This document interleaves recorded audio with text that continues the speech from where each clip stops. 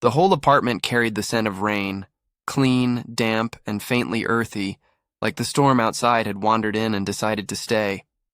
Late March in Boston painted everything in shades of gray, the kind that made the world feel slower, heavier, quieter. Distant thunder rolled through the city, a deep growl echoing between buildings, while raindrops pattered gently against the windows as if they were knocking to be let in. Inside, the air felt warm and still. Wrapped around the small space I shared with Ryan, my best friend and roommate for the past 3 years.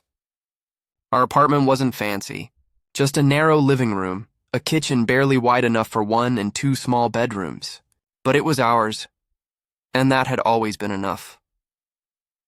I closed the door behind me, shaking water from my umbrella as droplets dotted the scratched wooden floor. The lights were low, shadows drifting softly across the walls. Ryan was stretched out on the couch like it belonged to him, which, honestly, it kind of did. Normally, he'd be sitting up by now, teasing me about being drenched or starting another one of his ridiculous food debates. But tonight felt different. He was quiet. Too quiet. His head rested on a pillow, one arm thrown across his face. Even from a few feet away, I could see the faint pink in his cheeks and the way his dark hair stuck to his forehead. He wasn't just tired, he was clearly sick. "Rough day at the office?" I asked, trying to sound casual as I kicked off my wet shoes. Ryan groaned softly, cracking one eye open. "More like rough day losing a fight with this flu or whatever it is," he rasped, his voice rough and low. He coughed once, winced, and tightened the blanket around his shoulders. "I'm pretty sure I caught something from that client who wouldn't stop sneezing right in my face," Ryan muttered. I smirked as I hung my coat on the hook. "Sounds like you should start charging extra for hazard pay." He let out a weak laugh that quickly faded into a groan as he sank deeper into the cushions.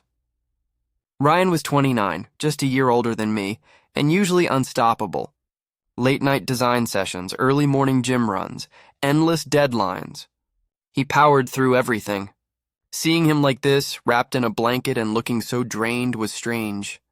Not bad, just different. Like catching a glimpse of something I wasn't meant to see. I moved into the kitchen and flicked the kettle on.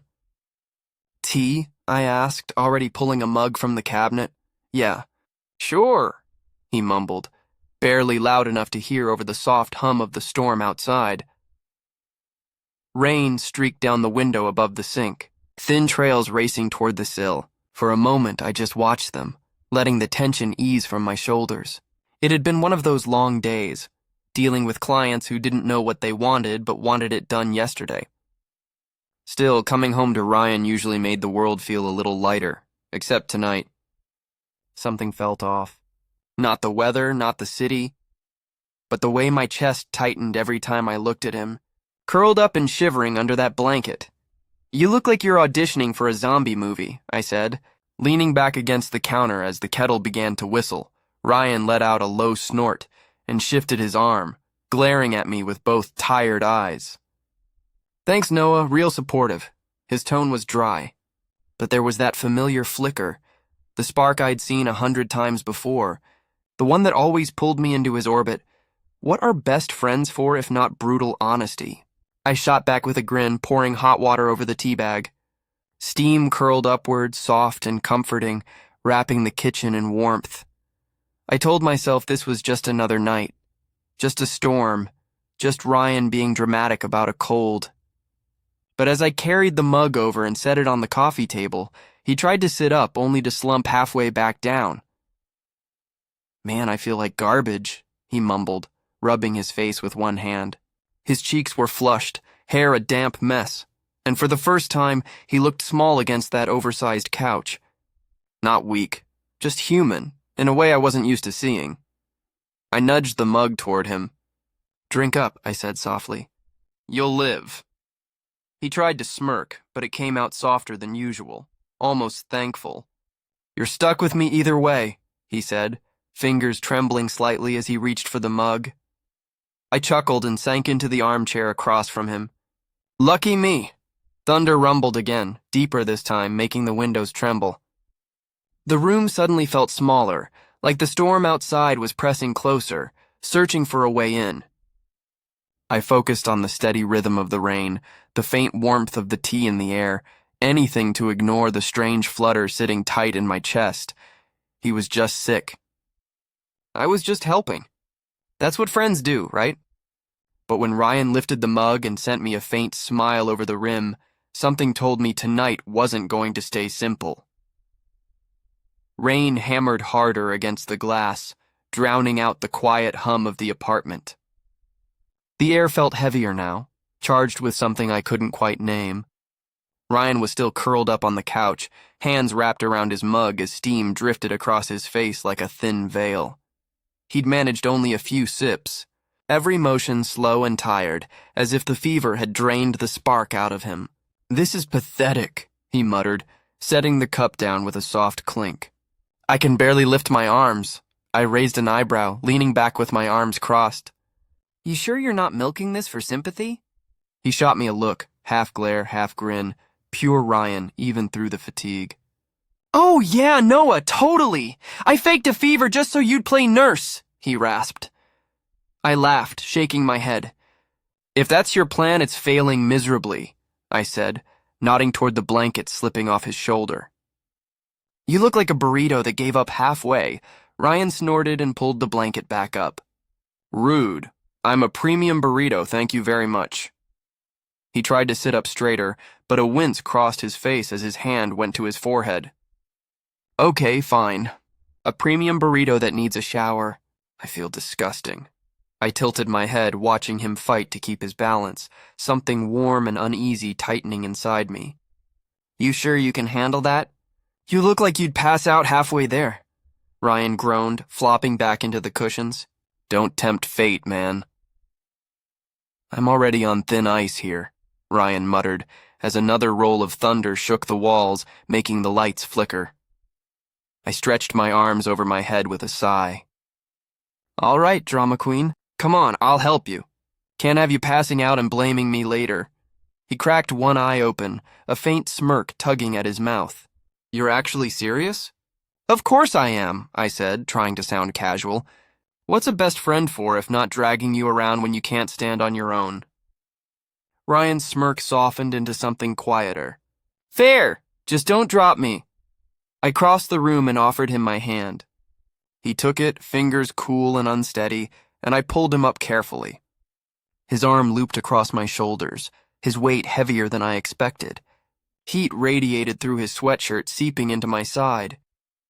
"You're like a walking furnace," I muttered as we shuffled toward the hallway. "Yeah, well, you're stuck with me," he murmured, his head dipping slightly. It wasn't a long walk, just a few steps to the bathroom, but each movement felt slow and deliberate, like the air itself had thickened around us. I nudged the bathroom door open with my foot and flicked on the light. The tiny space was all white tile and chipped paint. As soon as I turned the shower handle, hot water hissed through the pipes and steam began to rise, filling the room with a soft mist. Ryan leaned heavily against the sink, catching his breath. "You good?" I asked, stepping back a little. He nodded, but it was sluggish, uncertain. "Yeah, just give me a sec." His knuckles were pale against the porcelain, and I hesitated. Normally, I'd leave him to handle himself, he was stubborn that way, but tonight, he looked like he might actually fall over. "Dude, you're not exactly inspiring confidence," I said, crossing my arms. He glanced up, hazel eyes catching the light, and gave a short laugh. "What, you gonna stand there and supervise? Make sure I don't drown?" I rolled my eyes, though I couldn't hide the grin creeping across my face. "Tempting, but seriously, you need help." He hesitated, then gave a small, resigned shrug. "Maybe just..." "Don't make it weird," I snorted. "Me? Never." Keeping it light, I stepped closer and helped him tug the sweatshirt over his head. He wobbled slightly, steadying himself with a hand against my shoulder, and I focused on the practical stuff, tossing the shirt aside, making sure he didn't stumble. Steam filled the space completely now, softening every edge, wrapping the room in warmth. "Okay," I said, backing toward the door with a teasing grin. "That's where I draw the line. I'm a good friend, just not that good." Ryan laughed. A real one this time, rough but honest. Coward, he teased, already turning toward the shower, one hand steadying himself on the wall. I lingered for a second, watching the first burst of water strike the tiles, its rhythm blending with the rain outside. Yell if you need me, I said, pulling the door halfway closed. Yeah, came his muffled reply through the steam. Back in the living room, the floor felt cool beneath my socks as I sank into the armchair again. The storm still raged beyond the windows, thunder rolling low and heavy, but the air inside had changed, subtly, almost imperceptibly. It felt like the room was holding its breath. I told myself it was nothing, just me helping out a sick friend. But as the shower ran and thunder echoed across the city, that flutter in my chest returned. This time it was harder to ignore. The steady rush of water filled the apartment, blending with the rain hammering the glass. I stretched my legs out, staring up at the ceiling as if it could explain why my thoughts refused to settle. The apartment was quiet otherwise, only the storm, the hum of pipes, and the occasional soft thud from the bathroom as Ryan moved around. I'd left the door cracked, half expecting him to yell for help or throw some sarcastic comment my way. But nothing came. Not yet. The empty tea mug sat on the coffee table, the last wisp of steam long gone, leaving a faint ring on the wood. I considered making another cup just to keep busy, just to quiet my head. A sudden clap of thunder made me flinch. I glanced toward the hallway. Steam was curling out now, rolling slowly into the living room like a drifting ghost, carrying with it the familiar woodsy scent of Ryan's shampoo. He'd used the same one since we first moved in, back when we still argued over shelf space and who deserved the bigger bedroom. 3 years of that, of his chaos, his energy, his presence filling every corner of my life. And yet tonight, something about it all felt different. Not dramatic, just quietly significant, like a puzzle piece finally sliding into place. The shower shut off with a faint squeak. I straightened in my chair, listening. You alive in there? I called, trying to keep my voice casual. There was a pause, then his reply, low and warm through the steam. Yeah, just give me a sec. I heard the rustle of a towel, the soft thud of feet on tile. Grabbing the spare towel I'd left draped over the armrest, I walked toward the hallway and stopped just outside the bathroom. The door swung open, and there he was, hair dripping, a towel wrapped loosely around his waist, leaning against the frame like he wasn't entirely sure he'd make it back to the couch. Wow, I said, tossing him the extra towel. You look like a drowned rat, I smiled. But hey, at least you're a clean one. He caught the towel with one hand, smirking as he rubbed it over his hair. High praise coming from you, Noah, he said, voice still rough but lighter. I'll take it. His cheeks were still flushed, but the shower had done its job. His eyes looked clearer now, even if every movement seemed like it took more effort than it should. I stepped closer, ready to steady him, but he waved me off with a tired grin. I got it, mostly. He shuffled past me, leaving a faint trail of damp footprints across the hardwood. I followed, grabbing a blanket from the back of the couch and holding it out as he sank into the cushions. Better? I asked, draping it over his shoulders. Yeah, he murmured, pulling it tighter. Hot water's basically magic. He leaned back, closing his eyes. For a while, the only sounds were the soft rain outside and the slow, even rhythm of his breathing. I perched on the edge of the coffee table, facing him, unsure what to do with my hands. The air still held a trace of steam, softening the edges of everything around us, and that strange flutter in my chest. It came back stronger than before. Then he opened his eyes and looked straight at me. The smirk he usually wore was gone. Hey, he said quietly, his voice almost lost under the sound of the rain. You ever think about us as more than this? My breath caught. For a second, I forgot how to move. It wasn't dramatic, just an honest question that hung in the air, delicate and dangerous all at once. I could have joked it away, turned it into something easy, but his eyes didn't waver. They searched mine, waiting. I started to speak, stopped, then swallowed hard. Because the truth was, I had. Late nights when he'd crash on my floor after a movie marathon. Mornings when he sang off key while making coffee. Little things that lingered longer than they should have. "Yeah," I said finally, quieter than I meant to. "I've thought about it." His eyebrows lifted slightly, surprise flickering before his expression softened. "Good," he said, leaning his head back. "Because I have too." Something in my chest tightened, but it wasn't panic this time. It felt like release, like something that had been wound too tight was finally letting go.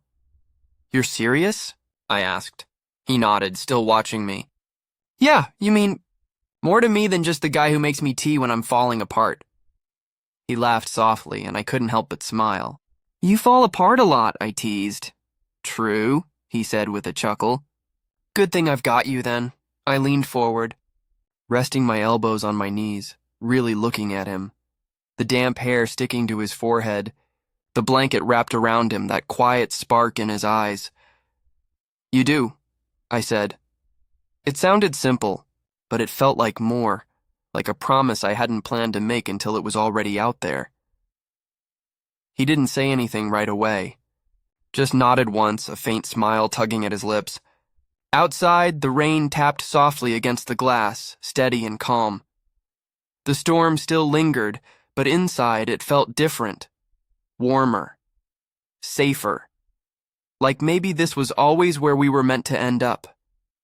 And all it took was one rainy night to finally realize it. By morning, the storm had faded to a soft patter against the windows. Sunlight slipped through the blinds, thin stripes cutting across the floor. I woke up in the armchair, neck stiff, pillow half slipped to the ground. The apartment was quiet. Too quiet after everything that happened last night. For a moment, I just sat there blinking at the ceiling, trying to make sense of it all. Everything should have felt different, after what he said, after what I said back. But the room looked exactly the same. The coffee table still cluttered with mugs. A blanket half draped over the couch. The faint smell of rain still hanging in the air. I rubbed my eyes and glanced at the couch. Empty. The blanket was folded, or something close to it, and Ryan was gone. My stomach twisted, caught between relief and something else I didn't want to name. Maybe he'd crashed in his room. Or maybe he was already pretending last night hadn't happened. I wasn't sure which would hurt more. Stretching, I pushed myself up and padded toward the kitchen. My socks barely made a sound on the floor. Then I heard it. The soft clink of a spoon against a mug. The low hiss of the kettle. Ryan stood barefoot on the cold tile, pouring coffee like it was just another morning. "Morning," he said, voice still rough but steadier than it had been the night before. He was wearing an old t-shirt and sweats, hair sticking up in every direction, like the night hadn't quite let him go. "Morning," I echoed, leaning against the counter. He glanced over at me, smirk tugging at the corner of his mouth. "You look like you slept in a pretzel," I snorted, running a hand through my hair. "Thanks to you and your couch-hogging skills." He shrugged and slid a mug toward me. "Consider it payback for the tea." The warmth seeped into my hands as I took a sip. For a while, neither of us said anything. It wasn't awkward, just quiet, like the world was still holding its breath. Last night kept replaying in my head. His question, my answer, the space between us that suddenly didn't feel so impossible anymore. I waited for the panic to hit, the overthinking, the thousand what-ifs, but it didn't come. Instead, there was a kind of calm, a maybe I couldn't shake. And it wasn't as terrifying as I thought it would be. "So," he said finally, breaking the silence as he leaned back against the counter, mug in hand, "where does that leave us?" I looked at him, sunlight catching in his eyes, familiar but new all at once. I didn't have a perfect answer. "Maybe we didn't need one yet, right here," I said. "For now, that's enough." Ryan smiled, small but real, and lifted his mug in a lazy toast. "Right here," he echoed. Outside, the last drops of rain slid down the glass, catching the light like they didn't want to fall. And for the first time in a long time, it felt like everything was exactly where it was supposed to be. You going to start avoiding me now? I blinked, caught off guard, and Ryan grinned, that same familiar grin, sharp and teasing. What? I said, setting my mug down. He shrugged, swirling his coffee. You know, the whole, oh no, we talked about feelings, better hide forever thing. I know how your brain works, Noah. I rolled my eyes, but he wasn't wrong. My thoughts were already spinning, wondering if this changed everything, if things would get weird now, if people at work or my family would ever understand. Not that I'd told them anything yet. It's not like that, I said, crossing my arms. I'm not avoiding you. I'm standing right here, aren't I? He tilted his head, studying me. True, but you've got that look, like you're about to bolt or start writing a pros and cons list in your head. I couldn't help but laugh because, yeah, that sounded like me. Maybe I am. Pro, you make decent coffee. Con, you're a nightmare when you're sick. Ryan laughed, loud and real, and the sound broke through the tightness in my chest like sunlight after rain. Fair, he said with a grin. I'll take it. The kettle clicked off and he turned to pour himself more coffee. His movements were slow, relaxed now. I watched him. The way he rubbed the back of his neck when he was tired. The way his shirt hung loose on his shoulders. He was still Ryan. Still the guy who dragged me out for midnight diner runs. Who argued about who'd survive a zombie apocalypse. But now somehow he was more than that. And I didn't quite know what to do with it yet. You feeling better? I asked. He nodded. Yeah, not 100%, but I'll live, thanks to you. I shrugged, trying to play it off. Just doing my job. He smirked, but his eyes softened when he looked at me. You're good at it, you know, taking care of people. My throat tightened. I looked down at my mug, swirling what was left just to keep my hands busy. Only when they're worth it, I said quietly. When I looked up, he was still watching me, that same warm look from last night lingering in his eyes. Good to know, he murmured. The room felt smaller then. Not heavy, just closer. Like we were sharing something that didn't need words anymore. The rain had faded to a faint rhythm against the glass. I sipped my coffee, letting the warmth settle the last of my nerves. Maybe it was complicated. Maybe it would take time to figure out. But when Ryan nudged my arm with his elbow and grinned like nothing had changed, I realized maybe it didn't have to be hard. Not yet. Not with him. The days after that rainy night slipped by quietly, the way they always did. But something had shifted. Something good. The storm had passed, leaving the city washed clean, puddles glinting like mirrors under pale sunlight. Inside our little apartment, life fell back into rhythm. Ryan's cold faded into a memory, and I was back to my coding deadlines. The laptop glow the same as always. But it wasn't the same us. Not anymore, really? Now he'd flop onto the couch a little closer than before, his knee brushing mine. He'd catch my eye over breakfast and grin like we were sharing a secret no one else could see. It was a Thursday evening. About a week later, when everything finally clicked, the sun was sinking low, washing the living room in a soft golden haze. Ryan was sprawled across the couch, one leg hanging off the armrest, lazily scrolling through his phone. You up for a walk? He asked without looking up. I glanced over from the kitchen sink, where I was rinsing a mug. It's going to rain again, I said, nodding toward the window. Dark clouds were rolling in, heavy with promise. He just shrugged, tossing his phone aside. So, we've got umbrellas? Live a little, Noah, I smirked, drying my hands on a towel. Says the guy who was a blanket burrito a week ago. He laughed, sitting up. Exactly. I've earned this. Come on, I need air. There it was again, that spark in his eyes. The one that always pulled me along, whether I wanted to or not. Fine, I said, grabbing my jacket. But if I get sick, you're making the tea this time. Deal, he said, grinning as he slipped on his sneakers. We stepped outside just as the first drops began to fall, soft and scattered, pattering against the pavement. Ryan popped open his umbrella, holding it high enough for both of us, and we walked side by side. The city buzzed quietly around us, cars splashing through puddles, people ducking into shop doorways, the glow of neon signs shimmering on wet asphalt. "See?" he said, bumping his shoulder into mine. "Not so bad." I rolled my eyes but didn't pull away. His arm brushed against mine, warm, steady, grounding. "You're just lucky it's not a downpour yet," I muttered. He chuckled, and the sound blended with the rhythm of the rain. We didn't talk much at first.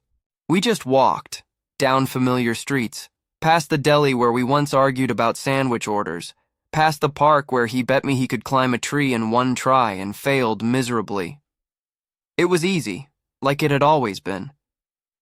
But there was something new beneath the quiet, something unspoken, steady, and real. I thought about that night, about the question he'd asked, and the way I'd answered. I'd spent so long keeping things simple, keeping us safe, but maybe simple wasn't what we were meant for anymore. But now, I wondered why I ever thought I had to. "You're quiet," he said after a while, glancing at me as we paused under a streetlight. Raindrops glistened on the umbrella, sliding off in silver streaks. "Just thinking," I said, shoving my hands into my pockets. He tilted his head, curious. "About what?" I hesitated, then shrugged. "You, us, how it feels." "Different now." His grin softened, like he'd been waiting for me to admit it. "Yeah, different's not bad though, right?" I met his gaze, steady, warm, and shook my head. "No, not bad at all." The rain picked up, turning into a steady drizzle that pushed us toward a coffee shop down the block. We slipped inside, grabbed a small table by the window, and watched the world outside blur into watercolor. "You know," he said, stirring sugar into his coffee, "I wasn't sure you'd be okay with this. The whole more than friends thing." I raised a brow, sipping mine. "What, you thought I'd run screaming?" He laughed, leaning back in his chair. "Maybe. You're not exactly Mr. James," I smirked. "And you're not exactly subtle," he grinned. "Guess we balance each other out."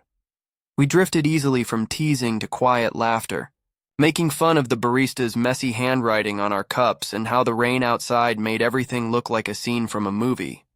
It wasn't some big, dramatic moment. No declarations, no promises. Just us sitting across from each other, laughing softly while the storm tapped against the glass. And somehow, that was enough.